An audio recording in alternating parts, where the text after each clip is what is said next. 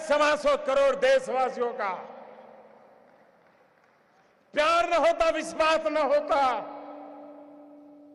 सरकारें तो आती और चली जाती। मेरे भाइयों बहनों, ये देश अजरा अमर है, ये देश का भविष्य उज्जवल है। इस उज्जवल भविष्य के लिए कष्ट झेलना, कुछ मैं कभी कभी हैरान हूं। अभी कल मुझे एक पत्रकार बंधु से बात, मैंने आप तो मुझे दिन रात कहते हो मोदी जी बस युद्ध हो जाए, युद्ध हो जाए। मैंने कहा फिर तकलीफ होगी तो क्या करोगे? बिजलियां बंद हो जाएगी, चीजें आना बंद हो जाएगी, रेलवे कैंसिल हो जाएगी, रेलवे में फौज के लोग जाएंगे, आप नहीं जा पाएंगे, तब क्या करोगे? अच्छा, बोले ऐसा होता है। कहना बड़ा सरल होता है भाई, उपदेश देना बड़ा सरल होता है। जब निर्णय करते हैं तब उसके साथ चलना सामान्य मानवी की कोई तकलीफ नहीं होती है। मैं देशवासियों को एक और कहना चाहता हूं, इन दिनों बहुत लोगों की इस भ्रष्टाचार या काले धन के मुद्दे पर बोलने की हिम्मत नहीं है, क्योंकि जो भी बोला है पकड़ा जाता है। क्या तुझ कुछ दान में काला है? हर कोई हंसते हुए चेहरे बोल रहा है नहीं नहीं मोदी जी ने अच्छा किया, अच्छा किया।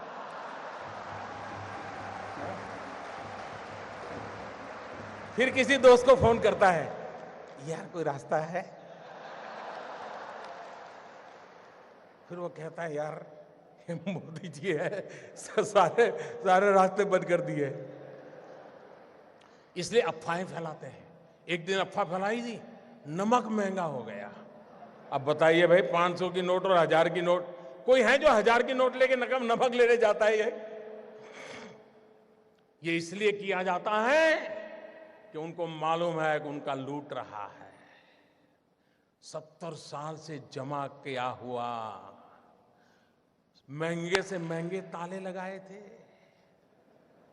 कोई पस्ती लेने वाला नहीं है, पस्ती लेने वाला नहीं है। भिखारी भी मना करता है, ये साहब 1000 का नोट नहीं चाहिए।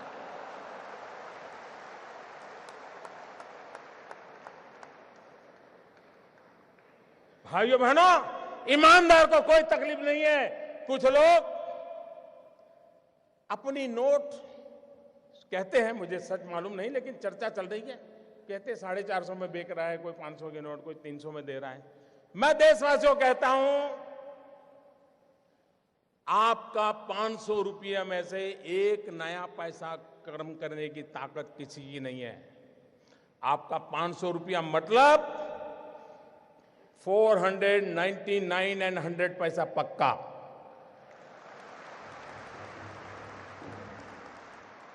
ऐसा किसी कारोबार में आप लिप्त मत होइए। कुछ बेईमान लोग अपने लोगों को कह देते जाओ लाइन में खड़े हो जाओ, 2-2 हजार का करवा लो यार, मेरा थोड़ा बहुत बच जाएगा।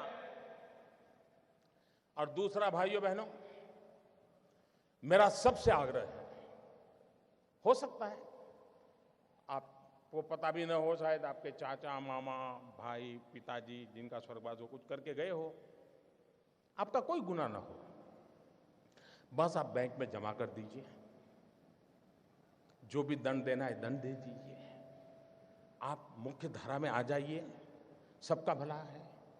और एक बात और कहता हूं, कुछ लोग अगर ये मानते हो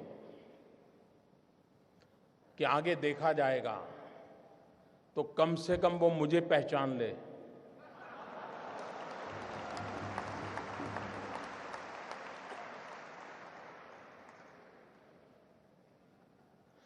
देश आजाद हुआ तब से अब तक का आपका कच्चा चिट्ठा मैं खोल दूंगा। जिनके पास ये बेईमानी का है वो मान के चले कागज का टुकड़ा है, वो ज्यादा कोशिश ना करें, ज्यादा कोशिश ना करें, वरना सरकारी मैं इसके लिए अगर 1 लाख नए लड़कों को नौकरी देनी पड़ेगी दूंगा और कोई इसी काम में लगाऊंगा। लेकिन देश में ये सारा कारोबार बंद चल रहा है, उसको बंद करना है। और अब लोग मुझे समझ गए हैं। इतने दिन उनको समझ नहीं आया, लेकिन जरा ये डोज ज्यादा आया तो समझ आया। लेकिन ये एंड नहीं है, ये पूर्ण विराम नहीं है। मैं हाथ खुल करके कहता हूं, ये पूर्ण विराम नहीं है। देश में भ्रष्टाचार, बेईमानी बंद करने के लिए मेरे दिमाग में और भी कई प्रोजेक्ट चल रहे हैं।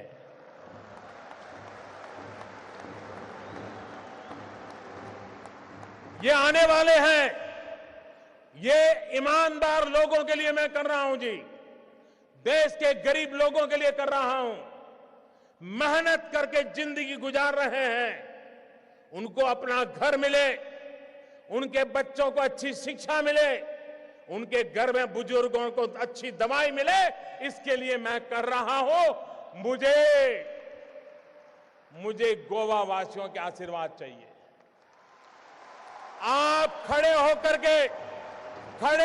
के ताली बजा करके मुझे आशीर्वाद दें। देश देखेगा ईमानदार लोग। इस देश में ईमानदार लोगों की कमी नहीं है। इस देश में ईमानदार लोगों की कमी नहीं है। आइए ईमानदारी के इस काम में मेरा साथ दीजिए। शाबाश मेरे गोवा के प्यारे भाइयों बहनों, मैं आपका सर झुका करके नमन करता हूं। ये सिर्फ गोवा नहीं, ये हिंदुस्तान के हर ईमानदार की आवाज है। हिंदुस्तान के हर ईमानदार की आवाज है। भाइयों बहनों, मैं जानता हूं मैंने कैसे कैसी ताकतों से लड़ाई मोल ली है। मैं जानता हूं कैसे कैसे लोग मेरे खिलाफ हो जाएंगे। मैं जानता हूं 70 साल का उनका मैं लूट रहा हूं। मुझे जिंदा नहीं छोड़ेंगे, मुझे बर्बाद करके रहेंगे। उनको जो करना है करे। 50 साल भाइयों बहनों, 50 दिन मेरी मदद करे। देश 50 दिन मेरी मदद करे। जोर से तालियों के साथ मेरी इस बात को स्वीकार कीजिए आप। बहुत बहुत धन्यवाद।